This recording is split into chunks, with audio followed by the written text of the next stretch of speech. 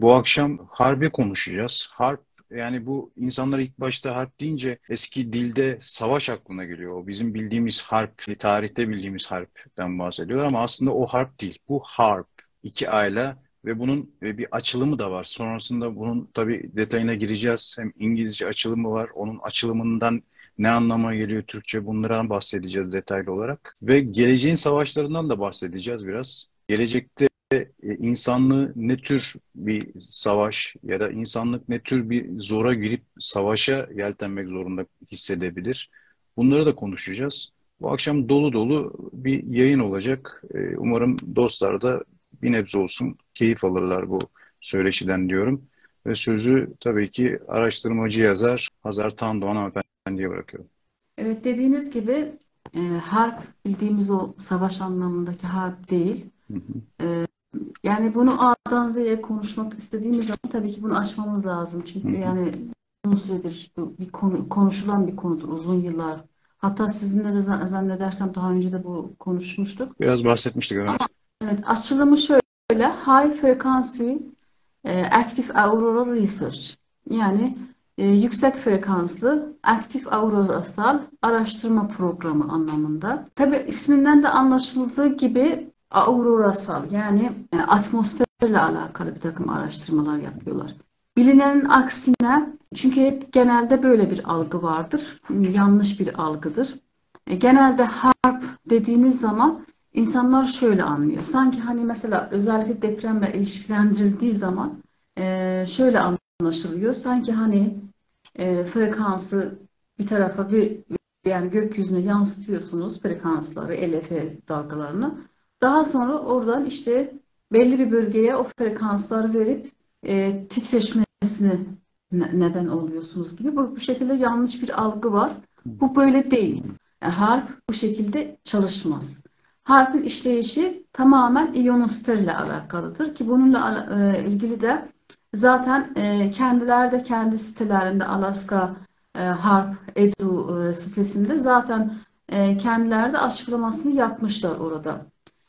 Tabii bunun tarihçesi çok eskilere dayanıyor. Yani bu her ne kadar 1990'larda inşa edildi vesaire dense de bu ta Nikola Tesla'nın Nikola Tesla zamanında İtalyan mucit Marconi tarafından ilk kurulmuş Marconi şirketinin esas amaçlarından biri haline geldi daha sonralar. Neden? Çünkü Marconi şirketi biliyorsunuz bir İngiliz şirketidir. Daha sonralar bunu İngiliz Hava ve Savunma Sanayi Şirketi BAE Systems tarafından satın alınıyor bu Marconi şirketi ve BAE System kendisi Alaska'da, yani bu İngiliz şirketi bilinenin aksine, yine hani herkes bunu Amerikan şirketi bilir. Harp sistemlerinin Amerika'da, evet, kuruldu Alaska'da, fakat bunun esas kurucuları İngilizlerdir. Yani Marconi şirketinin devamı olan, Marconi şirketini satın alan BAE System'in British Aerospace ile birleşerek, yani İngiltere'nin savunma sanayi şirketlerinin birleşerek Alaska'da kurmuş oldukları bir merkezdir bu harp merkezi. Ve amacı atmosferdeki, yani atmosferin bazı özelliklerini araştırmak. Özellikle iyonosferi araştırmak. İyonosferin özelliklerini araştırmak. Ve dediğim gibi bakın, burada harp, hani şöyle hep genel bir şey var söylendi, dediğim gibi. İşte bir yere frekans verirsiniz, orada titreşime neden olursunuz vesaire. Bu değil. Bunu öncelikle bir kenara bırakacağız. Bu yanlış. Harpın işleyişi şöyledir. Şayet bir yerde deprem yapmak istiyorlarsa veya oranın iklimini değiştirmek istiyorlarsa, kuraklık, sel, herhangi bir şey yapmak istiyorlarsa bunun belli bir frekans aralığı vardır. Frekansların çeşitleri vardır. ELF dalgaları vardır. Yüksek frekanslar vardır. Mesela biz insanlar 20 ile 20 bin arasındaki ses frekanslarını duyarız. Bunun dışındaki sesleri duymuyoruz. ELF dalgaları onun altındaki dalgalardır. Yüksek frekanslarda ise 20 bin üzerindeki ses dalgalardır. Fakat dediğim gibi frekansların da çeşitleri olduğu için sadece hani ses frekansı buna diyemeyiz. Bakın ışığın da dalgaları var. Işık Hı da bir hı. dalga. Onun da frekansları var. Her halükarda şöyle çalışır harp. Belli bir bölgede bir şeyler yapmak istiyorlarsa veya işte dediğim gibi depremsel vesaire, o bölgenin üzerindeki iyonosfere müdahale ederler önce. Yani iyonosferi ısıtırlar. İyonosferin bazı özelliklerini değiştirirler. Çünkü araştırmalar şunu göstermiş. Depremlerden, depremlerle iyonosfer özellikler arasında direkt bağlantı olduğunu bilimsel olarak zaten bunu anlamışlar, keşfetmişler ve dolayısıyla da buna yoğunlaşmışlar. Demişler ki evet, demek ki biz bir yerlerde deprem yapmak istersek o bölgenin üzerindeki o bölgenin iyonosferini, atmosferini değiştirmemiz gerekiyor. Biz bunları hani araştırırken çok fazla detayını biz göremiyoruz belki. Çünkü bizim erişimde olduğumuz bilgi, veriler kısıtlıdır. Bize hani sonuçta birçok şeyin bize sunmuyorlar o verileri. Ancak ben şöyle düşünüyorum. Belli bir büyüklükteki depremin kendi frekansı vardır iyonosferde. Yani iyonosferin belli özellikleri var. Neden diyeceksiniz? Ben bunu nereden çıkarıyorum? Ben bunları yine bilimsel makalelerden elde ettiğim sonuçlardır. Yine bir bilimsel makalede şöyle geçiyor. Diyor ki 2003'te yapılmış bir araştırmada büyüklüğü 5 üzeri olan depremlerinde %73'ünde, büyüklüğü 6 üzeri olan depremlerin %100'ünde önceki 5 gün bakın. Depremlerden önceki 5 gün içerisinde iyonosferik anomaliler meydana gelmiştir ve bunu gözlemlemişler. Ve bunların hepsini kayıt altına almışlar. Demek ki şunu anlıyoruz. Evet, depremlerden önce iyonosferde bir takım değişiklikler meydana geliyor. O halde bir yerlerde deprem yapmak istiyorsanız o bölgenin iyonosferini depreme neden olacak şekilde veya depremden önce gözlemlenen o iyonosferik özelliklere getirirsiniz. Yani bu etki ve tepki. Yani bu şekilde düşünebiliriz. Yani harp frekansı bir yere yoğunlaştırıp titreşim değil. Harp iyonosferin özelliklerini değiştirir. İyonosferin özellikleri değiştiği zaman belli ölçeklerde istedikleri herhangi bir doğal gibi gözüken bazı olaylara neden olabilirler. Ki bunlardan biri de dediğim gibi depremlerdir. Bu yanlış algıdır. Hani şöyle, şimdi mesela depremlerden önce görülen hep ışıklar olur. Gene bu birçok yerde gözlemlenir. Bunların bir kısmı doğaldır, bir kısmı bence, ben şöyle düşünüyorum, bir kısmı bu iyonosferde olan değişikliklerden e, ortaya çıkan ışıklardır. Yani çünkü iyonosfere bir değişiklik yapıyorsanız oradaki enerji yükü dolayısıyla o bölgeye inmiş olacaktır her halükarda. Ve bölgenin e, o yer kabuğunda bir takım değişikliklere neden olabilir. Tabii ki sadece bu değil. Şimdi son zamanlarda bu HARP 2014'te özellikle artık Bale sistem tarafından da bırakılan bir projedir. Tamamen Alaska Fairbanks Üniversitesi'ne devredilmiş bir merkezdir. Alaska Gakona'daki HARP Bir de öyle bir araştırma merkezi. tarihçesi var değil mi Hazar Hanım? Yani belli bir tarihte kuruluyor. Sonrasında bir atıl bir dönemi yaşıyor, kısa bir dönem. Sonrasında başka birisine onu teslim alıyor o projeyi.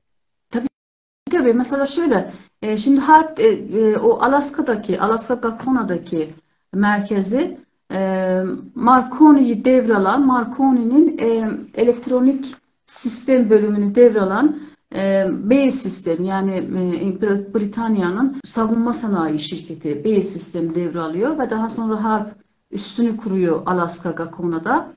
Şimdi artık tamamen tabii o Amerika'nın savunması DARPA'yla da çalışmışlar bunlar. Yani sadece kendileri değil.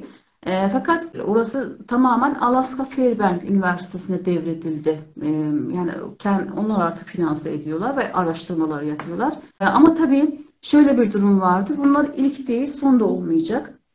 Bugün hani biz harfı konuştuk. Harf ifşa oldu. Çünkü neden artık yani ben muhtemelen artık onunla işleri kalmadı. Çok daha ileri teknolojiye muhtemelen ulaştılar. O sadece evet iyonosferik yine araştırmalar yaparlar. Gerektiği zaman yine kullanırlar. Çünkü dünyanın birçok bölgesinde bu üsler vardır. Yani iyonosfere müdahale, Hı hı. iyonosferi ısıtma üsleri vardır ki bunların üçü de Antarktika'da daha yeni kuruluyor. Yani tamamen bırakmış değiller. Sadece muhtemelen onun şeyi değişmiştir. Yani teknolojisi biraz daha yükselmiştir. Yükseldiği için orayı bir üniversiteye, yani Fairbank Üniversitesi'ne araştırma için devretmişler. Ama başka noktalarda kesinlikle, yani buna hiçbir şüphe yok. Başka noktalarda birçok üsler vardır ki bunlardan biri işte Alaska, evet. Avrupa'da var. Daha sonra Rusya'nın var. Rusya'nın kendi harp sistemi var. Çin'in var bakın. Avrupa'da, Norveç'te var bildiğimiz. Kanada'da var. Porto Rico'da var. Yani dünyanın birçok ülkesinde bu teknoloji var zaten. Dolayısıyla harp dediğimiz zaman Amerika sadece aklımıza gelmesin. Yani bu birçok ülkenin sahip olduğu bir sistemdir, bir teknolojidir ve O kullanıyorlar da. sahip olanlar peki savunma sistemi geliştirebiliyor mu buna? Anti bir şey savunması var mı bunların? Tabii tabii. Harpı sadece harpla savunma Hı yapabilirsiniz. Bunun hı. başka hiçbir şeyi yoktur. Yani harp, bir iyonosfere müdahale varsa bunu anlamak çok da zor değildir. Çünkü sonuçta oraya bir yapay bir yükleme olduğunu buna tespit edebilirsiniz. Tespit edildikten sonra da yine kendiniz karşı bir müdahaleyle normal hale getirebilirsiniz oradaki o değişikliği. Fakat şöyle de bir şey vardır. Bu sistem sık sık kullanılabilecek bir sistem değil. Yani bunu belki 6 ayda bir, senede bir bu şekilde kullanılabilir. Çünkü iyonosferin özelliği şöyledir. İyonosfer kendisini kopyalar. İyonosferin parçacıklarını hızlandırırsanız birbirlerine bulaşırlar. Bu tıpkı şey gibi düşünün. Yani bir bardağı kırmak istediğiniz zaman ses frekansıyla yüklerseniz, ses frekansı yüklerseniz bardağa, bütün atomlar birbirlerini etkiler, titreşirler ve birbirlerine çarparlar. Aynı şekilde iyonosfer de o şekildedir. Yani iyonosferdeki parçacıkları siz ısıtırsanız birbirlerini ısıtacakları için bu özelliklerini birbirlerine bulaştırırlar. Dolayısıyla bunu çok fazla devam edemezler. Yani bütün o atmosferdeki bütün o iyonosfer katmanını etkilemeyi göze alamazlar. Bu nedenle de çok sık kullanılabilen bir teknoloji değil, bir silah değil. Harp çünkü bir silahtır. Çok sık sık kullanılabilecek bir silah değil. Ara ara kullanabilirler. Ama dediğim gibi yani bunu sadece siz ona benzer bir sistem kurarak bir sistem inşa ederek savunmasını yapabilirsiniz ki zaten bunu yapanlar onun savunmasını da o şekilde yapıyorlar. Hani diyelim ki şimdi bazen mesela diyorlar işte Amerika ile Rusya birbirlerini niye harple vurmuyorlar? Çünkü biliyorlar birbirlerinde var. Vursalar da etkisiz olacak veya hani yapıyorlarsa da bir şekilde sonuçta bunlar da anlaşılıyor. Hatta bu 6 Şubat depreminden sonra dikkat ederseniz Amerika'da işte UFO gözlemlerinin çoğaldığını, hatta işte Pentagon açıklama yaptı, UFO gözlemledik vesaire. Tabii. Rusya peşine falan uçak takmış haberleri de geldi. Yani şöyle bakın, bu bahsedeceğiz Hı bunlardan hı. hani geleceğin savaşları hakkında. Bizim şu an bildiğimiz teknoloji, bize yani insanların bilmesini istedikleri teknoloji, onların 100 sene önce sahip oldukları teknolojidir. Yani bugün ellerindeki teknolojiyi ben hayal bile edemiyorum hangi aşamada olduğunu. Ama tabii ki tahminlerimiz var.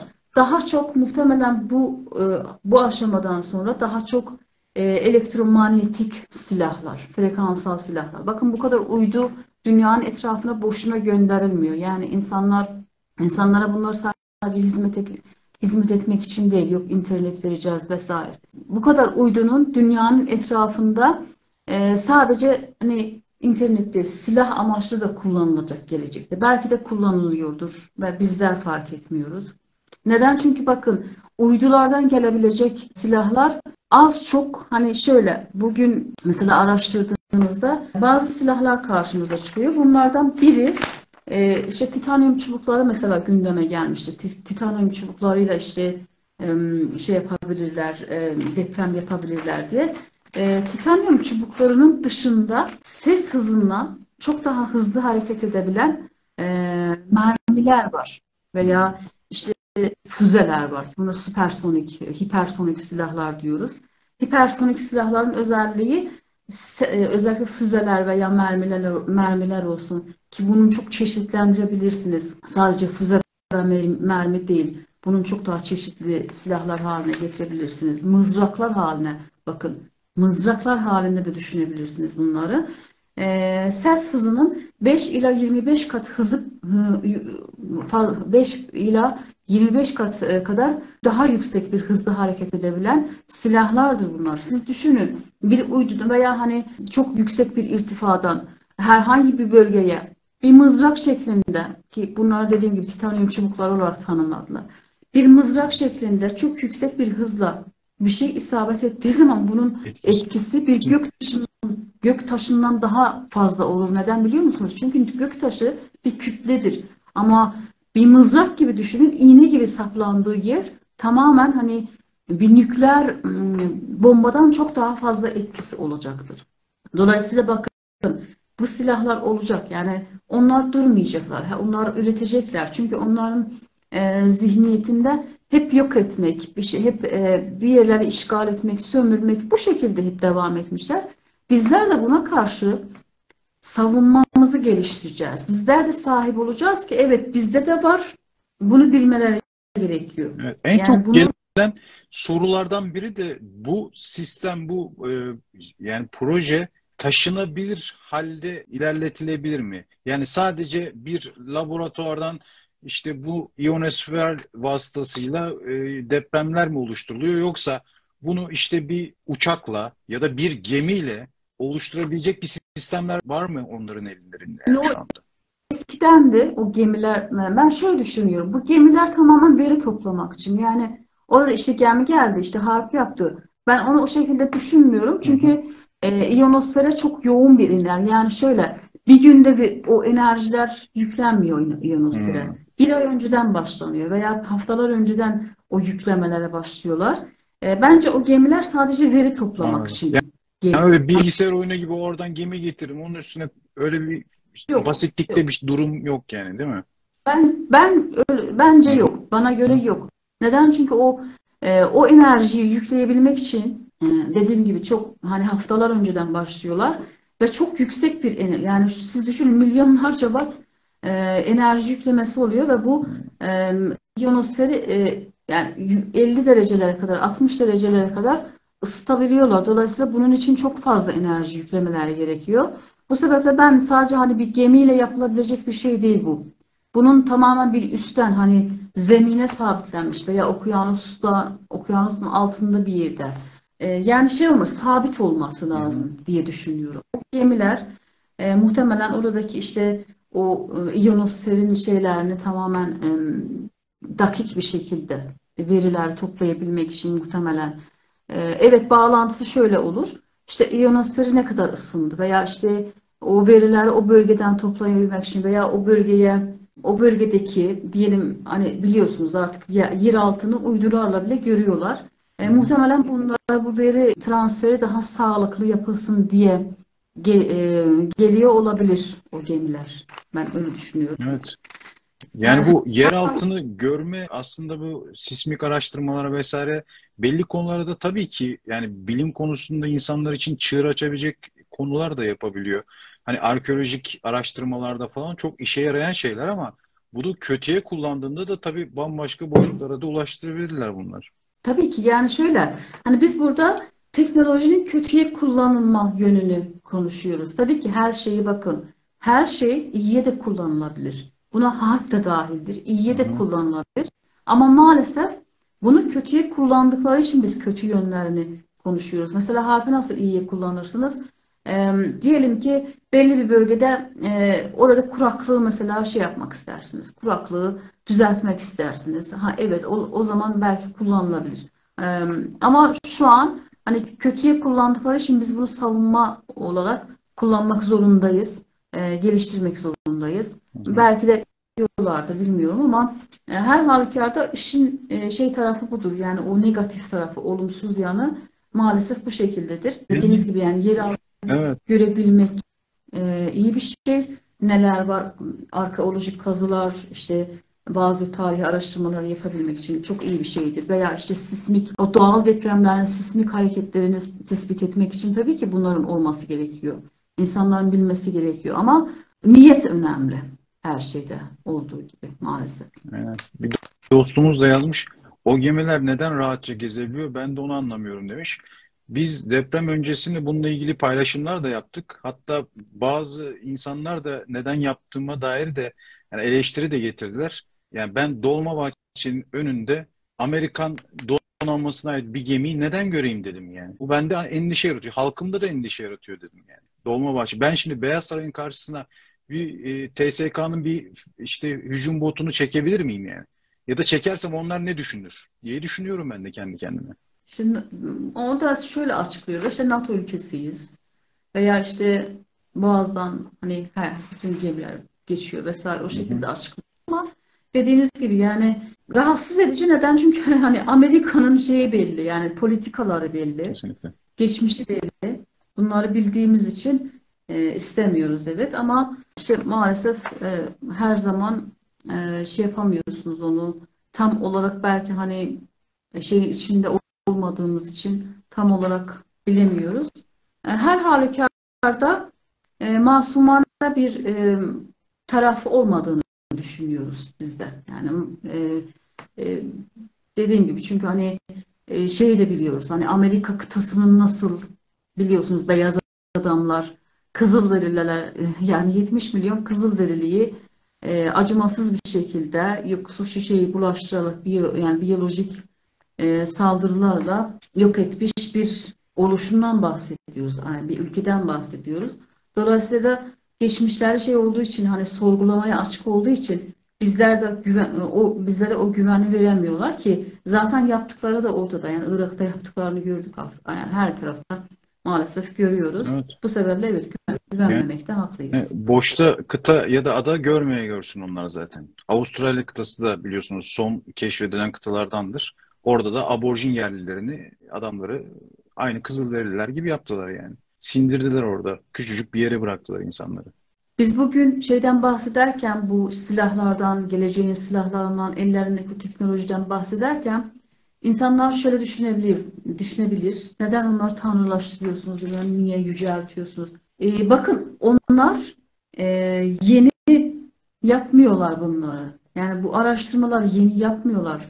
Maalesef Orta Doğu'daki sürekli Orta Doğu'da bir takım şeylerle uğraştırdıkları için hep savaşlarla, işgallerle uğraştırdıkları için insanların yani teknoloji ilerletme zamanları fırsatları olmuyor ki. Bakın mesela bizler hep gündemimiz ne oluyor? İşte coğrafyamızdaki bir takım faaliyetler. Çünkü bulunduğumuz coğrafya önemli bir coğrafya. Hep bunlar konuşuyoruz. Yani evet bilime de zaman ayırmamız lazım, teknolojiye zaman ayırmamız lazım, gelişmemiz lazım. Ama maalesef buna zaten o kadar insanları meşgul ediyorlar ki insanların zihni artık buna müsait olmuyor. Ama onlar öyle değil. Onlarda e, yani hiç kimse demez gideyim mesela Amerika'da böyle bir girişim yapayım da işgal edeyim de yapayım Amerika veya Avrupa'da böyle bir şey yani insanlar düşünür mü gideyim hani orayı işgal edeyim ama maalesef Orta Doğu'da öyle değil. Orta Doğu'da ezoterik sebeplerden dolayı antik dönemlerden günümüze kadar gelmiş o önemlerden dolayı burada çok fazla şey vardı. Hani göz diyeceğim. Yani çok fazla plan proje yapılır. İdeolojik sebepler var veya buradaki maden zenginlikler olsun, yeraltı kaynakları olsun veya yine bir takım o ezoterik nedenler olsun. Hepsi bu coğrafyada olduğu için her zaman da burada bizlerin uyanık yani uyanık olmalıyız. Devamlı onları gözlemlemek zorundayız. Neler yapmak istiyorlar. Çünkü düşman hiçbir zaman şey yapmaz. Yani o hani ben bunlara acıyım da işte hiçbir şey yapmayayım. Onlar ezelden beri Planmışlardır. yani her zaman o planlarını her zaman yapmışlar ve uygulamaya da çalışırlar. Bu hep yani çocuklarına bile o şekilde aktarırlar o ideolojilerini. Dolayısıyla da bizler de çok uyanık olmak zorundayız ve her zaman bu stratejik analizleri yapmak durumundayız. Buna mecburuz. Çünkü insanlarımız ve halkımız bilinçli olması lazım her konuda. Uyanık olması lazım ki Kesinlikle. kararlarında, adımlarında, hayat tarzlarında dikkatli olsunlar. Çocuklarına da bunları, onlar nasıl ki çocuklarına her şeyi hani ideolojilerini aktarıyorlar. Bizler de çocuklarımıza her zaman bu uyanıklığı aşılamak zorundayız. Bu sebeple de araştırıyoruz. bunları. Onları yüceltmek gibi bir niyetimiz yok. Sadece onları ne yapmaya çalıştıklarını anlamaya çalışıyoruz. Evet. Yani yeri gelince pesimist davranıyoruz belki bu konuda. Hani kendi yani vatanımız olunca iş daha pesimist bakıyoruz dışarıdaki hani hareketlere ya da dışarıdan gelen işte geminin gelmesine de pesimist baktık mesela. Hani iyimser bakamıyoruz bu duruma. Çünkü önce vatanımız yani. Önce kendi Evet. ulusumuzu savunma. Önce onu düşüncesiyle kendi kafamızda hani belki komplo teorisi üretiyoruz. Belki işte bunlar ne yapıyor falan sorguluyoruz ama bu sorgulamanın altından da hiç ben yani adamlar ulan biz heriflere hakkını yemişiz falan dediğim olayda çıkmadı. Hiçbir zaman da çıkmadı. Hep de düşündüğümüzün ta kendisi çıktı yani açıkçası. Maalesef hep haklı çıkıyoruz maalesef. Yani Maalesef. inanın haklı çıkmak gibi yani öyle bir şeyimiz de olmuyor. Yani diyelim de haklı çıkalım. Öyle bir gayemiz de olmuyor ama yıllarca gözlemledik. Yıllarca bunları anladığımız için artık ne yapmaya çalıştıklarını tahmin ettiğimiz için evet dediğiniz gibi o komplolarımız nedense haklı çıktığımız oluyor çoğunda. Her halükarda onlar durmayacaklar. Onlar daha fazla yıkım yapabilmek için hep birbirleriyle de bir de yarış halindeler.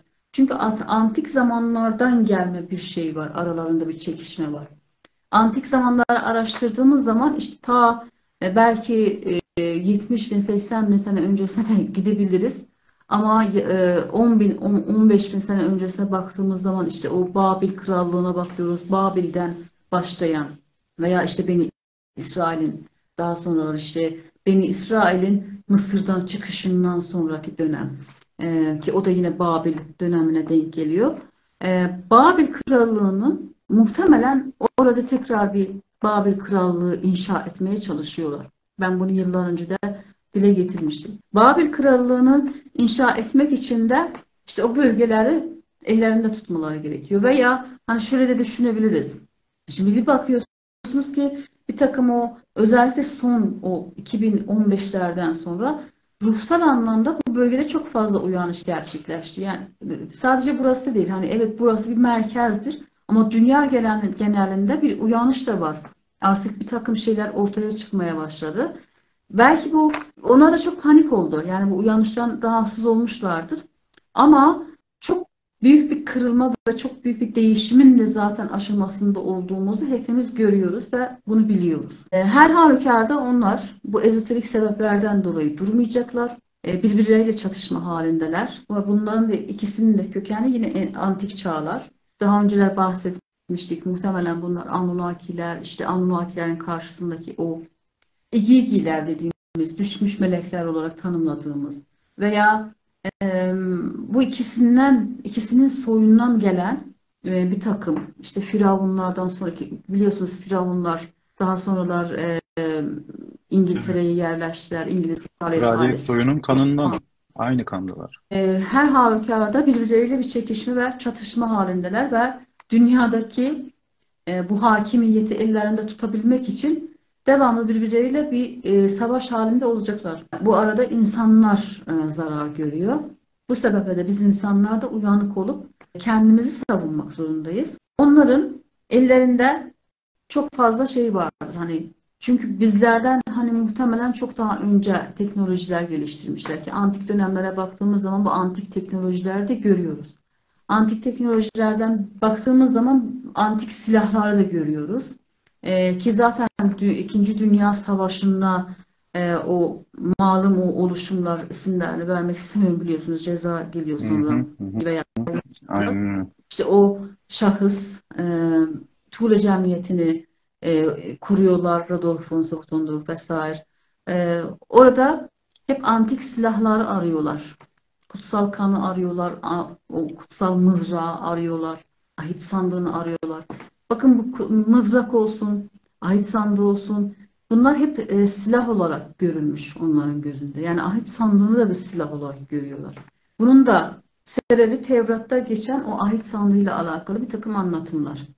Ahit sandığı Tevrat'ta özellikle Beni İsrail işte Mısır'dan çıkıştan sonra hani bazı yerleri onlara eşlik eden bir şey vardır Rab dedikleri. Ki biz hani ben hep şöyle söylüyorum. Yani Tevrat'ı okuduğunuz zaman zaten bunu anlarsınız. Orada kahinlere de gelen bir takım bilgiler yer alır. Yani hepsi Hazreti Musa'ya gelen bilgiler değildir. Hı hı. Kahinlere de gelen bir takım bilgiler Hazreti Musa'ya gelmiş gibi, yani araya karıştırmışlar. Ya bu yüzden zaten diyoruz Tevrat tahrif olmuş. Bu sebeple oraya baktığımız zaman ahit sandığıyla alakalı 10 silah olabileceğine dair bir takım anlatımlar da görüyoruz. Oradaki o Rab dedikleri o varlık, artık onu, çünkü bizim inandığımız Allah'la onun yani çok fark var. O varlık ahit sandığı ile alakalı onlara bir takım şeyler öğretiyor. Bu arada şunu da söyleyeyim. Kur'an-ı Kerim'deki ahit sandığı değil bence. Çünkü Kur'an-ı Kerim'de tabut-u sekine der. Tabut-u sekine ile ahit sandığı arasında bence farklar vardır. İkisi aynı şey olmayabilir. Her halükarda konuya girmeyeceğim şimdi ama şöyle bir anlatım geçer. Der ki işte Beni İsrail'den birini Anakların olduğu bir şehre gönderiyorlar. Anaklar Anunnakiler. Ve orada teftiş etmesini isterler işgal etmeden önce, saldırmadan önce. Ve o teftiş eden kişi gelip der ki işte ben gittim baktım orada çok işte uzun boylular, güçlüler, biz onları yenemeyiz. Tabii o kişi cezalandırılır. Niye işte insanlar bunları korkuttun, cesaretlerini kırdın vesaire. Ama orada ahit sandığını devreye sokarlar. Çünkü şehrin etrafında çok büyük surlar ve duvarlar vardır. Onlara öğretmiştir. İşte nasıl giysiler giysinler, koruyucu giysilerini kendisi talimat vermiş, nasıl yapsınlar, nasıl giysinler. Onlara öğretir. Der ki alacaksınız sandığı ve şehrin etrafında, surların etrafında döneceksiniz, tur atacaksınız. Ve bu tur atarken de borazanlar çalacak. Borazanlar nedir? Ses dalgası yayar. Ve ahit sandığı da muhtemelen elektromanyetik bir yapısı vardır. Her halükarda ses dalgalarıyla ve ahit sandığını kullanarak oradaki surları yıkıyorlar. Ve o şekilde şehri işgal ediyorlar. Burada zaten ahit sandığının bir silah olabileceğini düşündürtüyor bu anlatım bize. Bu sebeple de hep şey yapmışlar, yani o dönemler hep halen de o ahit sandığını ararlar. Yani biz çünkü antik silahları devamlı aramışlar. Her halükarda Bu şunu dönem demeyiz. dönem sanki dünya güçlerinin başındaki belli insanlara görev olarak atfedilmiş kendi aralarında sanki. Hani Adolf zamanında bunun peşine çok düşmüş çünkü. Evet, Adolf diye hitap ediyorum. Hani diğer şekilde çünkü anladım. ceza olduğu için artık dostlarımız da anlasınlar. Adolf diye hitap ediyorum. Ya ben o Twitter sohbeti odasında ismini zikrettim. İşte tamamen böyle açık konuştum. Hemen beni Twitter odasından atıldım Oo, yani. olay ilginç. Kesinlikle izin vermiyorlar. Çünkü ben şöyle düşünüyorum. Muhtemelen onlar e, o savaştan sonra Amerika'ya yerleşiyorlar Hı ya hı. hepsi. Oradan dünyayı yönetmeye devam ediyorlar. Yani bugün ellerindeki teknoloji, siz düşünün. Ta İkinci Dünya Savaşı'nda bunların ellerinde yani UFO'lar vardı. UFO'lar yaptılar. Nikola Tesla'nın notlarını Marconi çaldı. FBI Marconi verdi. Yani Marconi şirketine verdi. Evet. Orada bunlar o kablosuz iletişim ağları vesaire hepsini onlar geliştirdi. Nereden? Tabii. NASA Nikola üzerinde Tesla'nın çalışmış birebir. tabii tabii. Ki daha sonra Marconi biliyorsunuz yani Nobel ödülü aldı ama onu daha sonra anlaşıldı ki bu Nikola Tesla'nın aslında projesiymiş. Ve, her halükarda orada yani çok fazla şey oldu. Nikola Tesla'dan çok fazla çalıntı yaptılar. E, Her halükarda bakın onlar o dönem bile ne yapmışlar? İşte uçan daireler geliştirmişler. Zeppelinler vardı biliyorsunuz yani o Tabii İkinci tabii. Dünya Savaşı Tabii. Zeppelinler yani Almanlar yaptı bütün onu da. bombardımanları Hı yapıyorlardı hı. vesaire. E, o dönem bakın üzerinden 100 sene neredeyse geçmiş. Zeppelin Neredeyse. şeklinde bakınca neyi andırıyor? Zaten bütün dostlar anlamıştır yani Zeppelin Ve şeklinden. hani mesela insanlar bugün mesela pro gemi gördüm diyorlar. Halbuki yani o bile Zeppelin vardı. Bugün alasını yapmışlardır, emin Tabii ki. olun. Bugün ellerindeki teknoloji, yani geleceğin savaşlarını tahmin etmek çok zor olmasa gerek. Yani ellerindeki o silahları tahmin etmek çok zor olmasa gerek. Çünkü zaten artık hani şöyle barut içermeyen mermiler var ve barut yerine elektromanyetik bir mekanizmaya sahip artık o mermiler.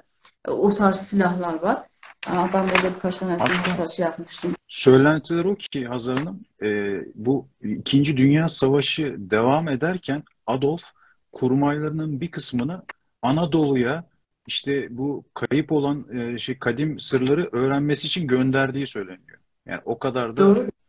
yani savaşla bir yandan cebelleşirken adam bir Evet. yandan da bunların peşinde koşuyor yani. Öyle de bir ilginç bir durum var. Zaten hani Rudolf Sabaton'da yani buraya geldi. Türkiye'den sadece bakın buradan da araştırmamışlar. Mesela İran'daki Bahayileri araştırmışlar. Bahayilerden bir takım şeyler alıp götürmüşler. Bahayilerin o el yazmalarını, Bahayinin e, el yazmalarını falan alıp götürmüşler. Yani her yerden o ezoterik kaynakları araştırmışlar. Tibet'ten işte yine e, yani Madame Blavatsky'nin bilgilerini. Hepsini araştırmışlar. Çünkü hani onların amacı o ezoterik antik teknolojiye ulaşmaktı. Yani antik teknolojileri araştırıyorlardı. O dönemler neler var? Biz de üretelim, biz de aynı silahlara sahip olalım ki muhtemelen evet. Hani bugün bakıyoruz geldikleri noktaya diyoruz ki muhtemelen evet başarılı oldular. Çünkü artık o e, gelecekte artık hani şöyle sıcak savaşlar olur evet ama kullanılan silahlar çok farklı olur. Artık hani baruttur, bilmem tanktır. Bunlar olur. Barut olmaz.